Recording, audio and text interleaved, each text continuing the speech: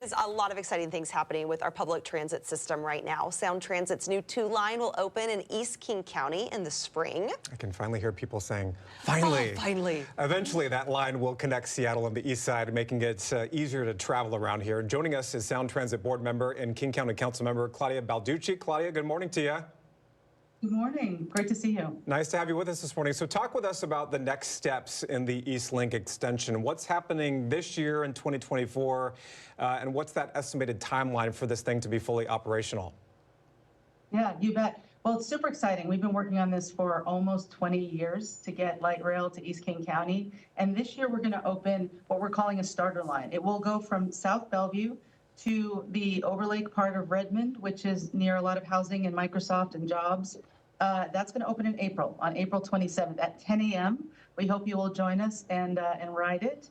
Then when we finish the work on the I-90 floating bridge, sometime in 2025, the light rail line will then connect to the rest of the system across to Seattle. And you can see the stations are ready to go. The tracks are getting ready to go. And on the east side anyway, you can see trains going back and forth all day, every day as they test getting ready for opening day. So it's exciting. We're going to have a big party. We hope you all come. Yeah, Claudia, this has been a long time coming. You said you've been working on this for 20 years. So something like that. Yeah. Something like that. Yeah. What other exciting projects is Sound Transit working on right now? So we're going to start to see a lot of openings happening through the rest of this year. In addition to the East Link light rail, we're also going to open to Linwood, and that's been a long time coming. That's our first light rail service to Snohomish County. And Snohomish County is part of this system, so is Pierce County. They've been waiting for a long time to get light rail up there, and we're finally going to start to serve Snohomish County. Later next year, we're going to also open to Federal Way to the south. So we're expanding north, south, and east in the next year to 18 months. And then after that, we build ST3, which is going to make the system even bigger. Claudia, I want to go back to the timeline for East Link really quick. You know, a lot of people are trying to figure out when there's going to be that connection between Seattle and the East Side. Do you have any sort of estimate on when we might actually get a date for that to fully be operational? And why is it so hard to sort of pinpoint when that's going to be? That's a really great question. As you probably know, there's a lot of rework that has had to be done on the I-90 bridge and the connecting segments. Things like concrete plinths, which are the big pads that the rails sit on top of, have had to be removed and replaced, along with a number of other things. And that's a lot of detail work. So understanding exactly the pace of how quickly it's all going to get done is why we don't yet have an announced date when in 2025. But I'm pushing, everybody's pushing at Sound Transit to be able to tell people when they can expect the rest of the system to open. It is just a very keen focus, a ton of effort going in, and we will announce just as soon as we can because we know people are anxious to use the whole system. And Claudia, we need to shift the conversation here just a little bit. As I'm sure you're aware, there was a deadly shooting on a Link light rail train on Sunday night. What is Sound Transit doing to ensure safety for passengers? And what steps would you like to see the agency take in the future? Yeah, I want to just acknowledge that's an incredibly tragic and horrible situation that happened on the train. And we've had a number of safety incidents in and around downtown, around transit, and around just the streets. And so safety and security is top of mind. I am a regular transit rider. I took the bus here to the office today in order to talk to you. And I know that everybody wants to be safe. Our operators want and need to be safe. They are on the train and the buses all day, every day. So Sound Transit has dramatically increased security presence around our stations. I believe we're up to about 450 security officers that we have hired. You can see them. If you walk around some of our major station areas, they're on the platforms. They're out in the station areas. I see them when I travel on the system. I think it's important that we have that safety presence. We're also, asking people to sort of be aware of your surroundings. You should do that anyway, and look for help if you need it. So we're just and we're still building. And by the way, we partner with other transit agencies. Sound Transit partners with Metro Transit at King County here to operate our buses.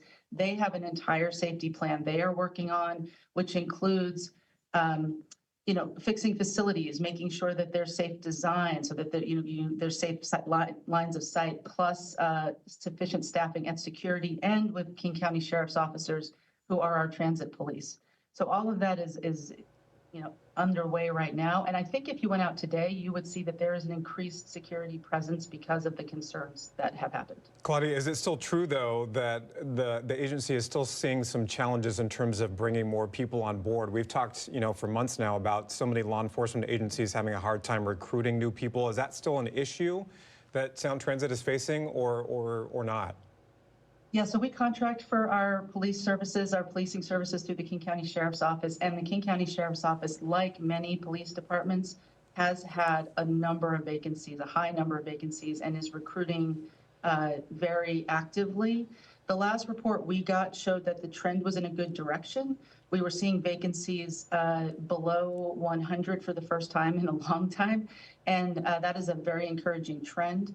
And we're doing other things besides just hiring. There are challenges with getting people out onto the streets. So you hire somebody, but then they've got to be fully trained, they've got to be certified, they've got to be ready to go and work out in the community, including on our transit system. And so we've been working with the state training academy to make sure that we have enough slots to move people through, because we are hiring people and we want to make sure that they're deployed to the streets. There's no simple answer, you all. I got to say, we have to this is something that we have to work at day in and day out and slowly build back to where we used to be. It took a long time to get to this number of vacancies. It's going to take a while to get back to full force, but we are on the right track. All right, Claudia, thanks so much. Thanks for joining us, and thanks for your time this morning. Well, sure, it's been dumping feet of snow lately in the mountains, but really it's not too early to start making your summer plans, right? That's right, and that includes music shows, and lots of great performers are coming to the Seattle area in the coming months, including Woodland Park Zoo. Yeah. And joining us now is Joanna Moore from Woodland Park Zoo. Joanna, thanks so much for joining us. How are you this morning? Doing well. Thank you, Stephen Holly, for having me. I'm really excited to be here and talk about Zoo Tunes. Great. Well, first off, this is a big milestone year for Zoo Tunes. Tell us about that. Yes, it absolutely is. So our summer concert series is back, and this is actually our 40th year at the zoo that we've been celebrating Zoo Tunes with our community. So we're really excited about that. 40 years, which is amazing. Yeah, looking forward to Zoo Tunes this summer. So what do people actually get when they buy tickets to Zoo Tunes, and where does that money go? Yeah, so you see concerts, you save animals. So Zoo Tunes is one of our largest fundraisers for Woodland Park Zoo. Not only supports our zoo and our animal care here, but also supports our wildlife conservation projects around the Pacific Northwest and around the world too. So each concert will save animals. So come and see and save. Okay, and we want to know about the big performers. Who is coming to the 2024 Zoo Tunes series, which kicks off on June 16th? Joanna, fill us in. Yes, we have some great artists coming in. We've got 13 concerts this year. We actually have 5 concerts already sold out, but we've got The Roots, Violent Femmes, Nora Jones, Built to Spill, The Decemberists. Such a great lineup. You can see the rest on our website as well. I mean, you're talking about Nora some biggies Jones. there, Joanna. Nora Jones, The Roots. I mean, major players. We know that tickets have already been on sale. You mentioned some of them are sold out. Are there specific ones that in particular that are getting a lot of love and attention that people are buying tickets for? Yeah, The Roots and Nora Jones are our hot artists sellouts right now. Waxahachie is also on that list, and they will probably sell out soon as well. They are definitely a favorite. And Joanna, for people that have never gone to Zoo Tunes, can you just kind of describe the atmosphere and what it is like for folks? It's a really fun experience. It is very, very family oriented. It's festival style seating, so it's kind of a first come, first serve out there on our North Meadow. I would bring your blankets and your low back chairs and find some great seating. Do you have a favorite memory? I don't know how long you've been with Woodland Park, but do you have a favorite memory? Gosh, I've been here a while. I think I would have to say our concert series are one of my favorite memories. Just seeing everyone out there having a great time with their friends and families. It's just such a chill atmosphere out there. Yeah. It's great for families and adults or couples or all of that. Whatever the case Yeah. may be. It's just cool having Yeah. that summer atmosphere and just being able to listen to live music. I can't wait for it. Yeah, looking forward to it. Me And, too. and Joanna, we've really enjoyed our partnership too and being able to kick off those concerts. There's been a couple that I've got to come and host and welcome everybody and kind of just kick off the concert for the evening. And it's been a really fun partnership and fun to do. So thanks for including us. Likewise, thank you. All right, Joanna, have a great weekend. Thanks for filling us in, and we'll see you this summer for Zoo Tunes. I'm looking forward to that. That's a good lineup. That is a great lineup. Nora Jones, The Roots, and I'm just envisioning, yeah, that amphitheater style, you know, grass, bring out the Blanket. blanket, the treats, all the goodies, and just